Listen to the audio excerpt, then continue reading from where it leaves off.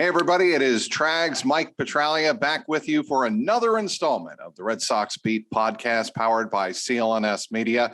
My pleasure this week to welcome back old friend Jen McCaffrey of The Athletic, doing an outstanding job covering the Red Sox and all things baseball for The Athletic Boston. You can follow her on Twitter, should be following her on Twitter at JC McCaffrey, all one word. And Jen, I must tell you that I admire your stick-to-itiveness for hanging with me here. You're feeling a little bit under the weather. Thanks, Trag. Yeah, trying to power through. That's how the early part of the season goes. So yeah, it is exactly how the early part of the season goes. You know as well as anybody that a big part of the success that the Red Sox have always had in bringing young players along is putting enough support around them. And in this particular case, you obviously have the support and manager, Alex Cora, and you have Jason Varitek. But I want to read this quote, first of all, from Alex Cora: just to be able to slow it down behind the plate against one of the best offensive clubs in the big leagues and just think about the process and the scouting report and what we have to do. It was a great game. You're talking about obviously Tuesday night's game, but in general, Alex Cora, I think, wants to have that kind of theory apply to Connor Wong as he steps in and tries to fill Christian Vasquez's shoes. Yeah, a lot of people, that I've talked to about Wong have just talked about how calm he is and how he takes things as they come. And he's not someone that kind of gets overly excited or hyped, which is a good thing for a catcher because, he's just trying to, be level-headed and calm behind the plate for his pitchers. So I think that's a good quality for a young guy to have, especially in a situation like this.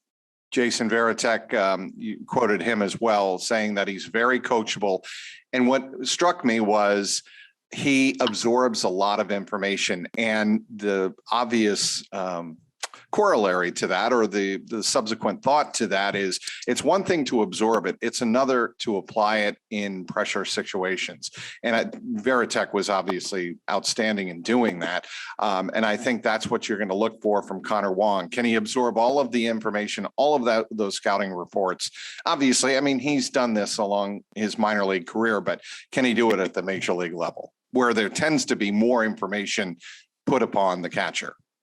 Yeah, a ton more information, a lot of new pitchers that he doesn't necessarily know. He hadn't even caught a lot of those guys in the bullpen, even this spring, even though he's been around for a couple years. So yeah, it's a lot. And, he might not be like the number one catching prospect in baseball, but I think the fact that he has, like Varitek said, just this ability to kind of absorb and implement information. Maybe he's not the number one talented guy, but he can take suggestions and advice from Varitek or Gedman or Epperson or whoever he's worked with in the past and be able to kind of put it into action is just as important as having the pure talent itself. So we'll see how he does, but the pressure is definitely on over the next few days, and he handled it well in that first game. What about his offense? I mean, a lot of Red Sox fans, especially given the fact that this club has struggled or been incredibly inconsistent, that may be a better way of putting it, offensively to start the year. What can he offer realistically behind the plate when he comes to the plate? Yeah, he's actually a pretty decent, offensive player. I had those at-bats last night were pretty good for a guy that hasn't seen major league pitching, obviously, since last year. So, he's I think you would probably label him more as an offensive first catcher. He had been around, bouncing around, like he's almost a utility player in a sense, and they transitioned him to a full-time catcher. So I think the bat is almost more of what you're going to get out of him, which maybe is a good thing for the Red Sox. Yeah. But yeah, obviously working on the defensive side and has looked good so far. But yeah, the Red Sox offense just, needs to find its rhythm. Obviously, a lot of teams, early. I mean, obviously Toronto is supposed to have a terrific offense too, and they had one run, on Tuesday night. So I don't think it's just a Red Sox issue across the board. Home runs have been down in Major League Baseball, and it's offense in general has been down, and I think it's just a byproduct of a short camp and guys trying to ramp things up and get on the same page. But yeah, the Red Sox, I think, will find their groove. It's just a matter of when, and probably sooner than later. But it has been a little painful to watch some of these games and missed opportunities because they are getting guys on base, which is good. And it's not like they're not hitting at all. It's just cashing in, and obviously that's what they need. So they just need to kind of get into a groove a little bit. I think it was the first or second inning last night, first and second, nobody out, and they couldn't score. And obviously Toronto came up with the home run, the solo home run. Zach Collins, I believe, the lefty off Nate Eovaldi, and that gave Toronto an early 1-0 lead. And I'm just thinking, boy, this offense you got to get ahead in some of these games to take more of the stress off the starting pitching, I think, especially in a game like last night. But what amazed me about last night was this following statistic. Red Sox won despite collecting a season low 3 hits.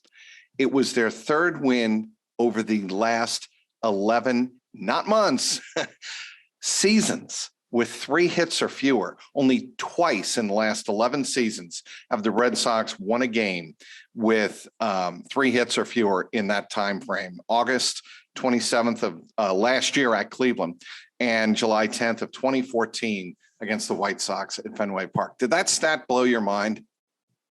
Yeah, I didn't even see that, but yeah, that's I guess it's kind of doing a lot with a little bit, trying to eke out the wins where you can. And like 2 nights ago, they had 10 or 11 hits, and that was the most hits they'd had in the loss. So I feel like it's hard, to read a lot into the offense being so, anemic right now. But yeah, that's pretty wild. And I'm sure it's not going to just turn on a switch. I'm sure it's going to be some games where they look good and some where they look bad until they finally kind of even things out.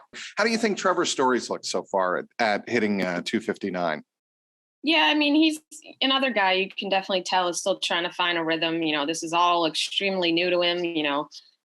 Only had 11 at-bats in spring training, had the food poisoning. His wife had their first baby. Like, he moved across the country. Like, you can definitely, I know people want to see a lot more out of him, but you can definitely understand why he hasn't kind of hit a stride yet. He's dealing with a lot on his plate right now. So he's had hits here and there, and he's looked good defensively. So it's not like, you're not getting anything out of him. He's helped them a lot in that area. So, I mean, again, it's another guy where, you're assuming he'll fall into a rhythm and a groove soon. Just the craziness of the past month. I think he signed only a month ago. It was around like the right end of March. So, I mean, it's been a wild month for him. So I think that's kind of caught up to him, but I think he's had a couple of good at bats, and, he hasn't looked, he's looked better, as the games have gone on. The first few games there, it was obvious he was kind of off on his timing, but he has had some, solid contact and things like that, and a couple hits here and there where there's glimpses that this is, he's going to break out of it. But you can kind of almost give him a pass just with everything that he's been dealing with the past month or so. And I'm sure he'll kind of fall into a rhythm soon. I would agree with that, certainly. And to your point, Trevor Story didn't start playing baseball for the Red Sox until the very last week of spring training. I believe the last Wednesday wrapped around to Monday. He was the first time he really had played in spring training games for the Red Sox. So again, I think you're absolutely right. He is what he is. I mean, he is a very professional hitter who's going to wind up hitting north of 300. I'd be shocked if he didn't. Now I want to get into something else, Jen, and that is how you think Alex Cora is going to use Garrett Whitlock going forward. We've seen a tremendous effort by the bullpen so far to start this season. The bats haven't been there, but the bullpen has. I think you would agree with that. Yeah, for sure. Yeah. I mean, the bullpen, we weren't sure what we were going to, get out of them. And they've been very good so far. And, at some point they're going to break at some point. But they've looked really good so far. And I think, that's kind of been probably one of the surprises of the year at this point. I believe I saw your tweet after the game Tuesday night that Alex Cora said it was a tough spot to put Garrett Whitlock in. Is that right? Yeah, I mean they're trying to use Whitlock as kind of like that multi-inning, piggybacking off of a Rich Hill or any starter really to kind of close out the game from like the sixth through the ninth. That's kind of how they want to use him, and stretch him out there. But the way the game was going last night, also against a division opponent like the Blue Jays, they know these games are going to be tough, and they had a chance to win. And he was also just referencing the COVID outbreak on the team and how it was a tough day for them. He saw an opportunity to win the game, and so he brought Whitlock in a one inning kind of closing situation that he hasn't done this year. Obviously, Whitlock kind of filled in that role more last year with those 2 inning stints that he would do. But Whitlock got it done, and they got the win. So I mean that's kind of key. We'll see. At the end of the game, he said he does kind of want to stick Whitlock in that kind of, again, multi-inning role. So I don't know that we'll see that much more often going forward, but he thinks that he provides a lot more value with that role versus just the 1 inning, at the end of the game. Whitlock is 1-0. He picked up, obviously, the save on Tuesday night. He has a 0.93 ERA. That'd be a great whip, but that's his ERA. His whip is down to a 0.59, and opponents are hitting just 120 off of him this season. I mean, and now that's covering 4 relief outings. Just outstanding work from Garrett Whitlock. Yeah, I mean, he's picked up where he left off last year. He's looked really good, and he's obviously, I think he's probably the most important guy in this roster right now for them. So, he looks great, and I think, if they just need him to kind of keep doing what he's doing, because he's such an important guy for them. I want to ask you about one moment in the game on Tuesday night that I think a lot of Red Sox fans were wondering about, and that is first and second with 2 out, and Alex Cora goes out to get Nate Eovaldi after 91 pitches. I think I know the answer to this question, but why does he go out to get him? Is it because of the 90 or 91 pitches that he was at? Or was it because, as we mentioned earlier, he had given up a home run to the batter he was about to face? Yeah, I think it was, that, and he wanted, I think Strom came in that situation, if I remember correctly. And yes. I think he kind of liked that matchup there and just knew that it was a grind of a game for, even though Nate hadn't given up, a ton of runs or, wasn't getting out of hand. He obviously was having a taxing game, and, his stuff wasn't working the way it normally does. So I think he saw that opportunity to, turn to a guy that could face, Strom or be a better matchup, I guess, for Strom than it was for Eovaldi. Anything stick out to you about the way Alex Cora is using his bullpen early on in the season, as effective as it's been?